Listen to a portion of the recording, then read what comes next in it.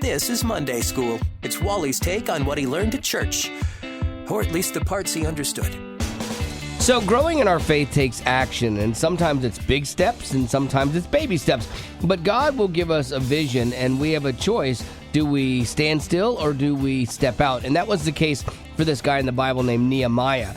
Nehemiah, I learned this, was the cupbearer to the king. Like, he would be the guy that would taste the wine before it was given to the king to make sure it wasn't poison. That's not a great job, honestly. But he was actually more than that, too. He was highly trusted. He was kind of like the prime minister back in the day, too. And so one day, the king saw that Nehemiah was sad, and he asked Nehemiah why. And Nehemiah, wanted to rebuild Jerusalem's walls. But before this, he quickly prayed, because you could easily offend a king. Kings just wanted people happy around them, and if you upset them, you could be done, And so he quickly prayed to God before he asked the king.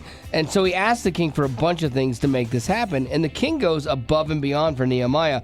And the first thing Nehemiah did, though, at the end of this, was give God the glory. And then he went out and built the walls of Jerusalem. And he gave God the glory every step of the way and made sure that everyone knew that all of this was not because of him, but because of God. He always tossed back up. And so, what are the takeaways from Nehemiah's story that are applicable to us today? One, he prayed. He was a man of constant prayer, and some were big and others were short, like the one right before he's going to go to the king with something. It was like, okay, Lord, help him not kill me. It was like a really fast prayer.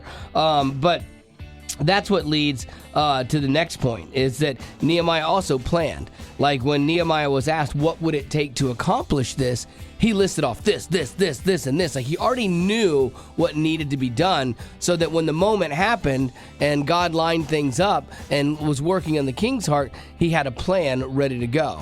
And I think that that's for us too. We can pray about a lot of stuff and not do anything, and then we want this miraculous save at the end. But I think God calls us to be active in what he is doing. And so you got to be ready to go. And finally, he chose calling over comfort. This was a big undertaking that could have had negative consequences for him. And when he asked the king this, but he chose to go with what God had put on his heart and do that over taking the easy route and choosing comfort. And this is where, when we do this, when we step out like that, this is where we see miracles happen, where we grow in our faith, and where we can actually impact others. So there you go. That's your Monday School for today.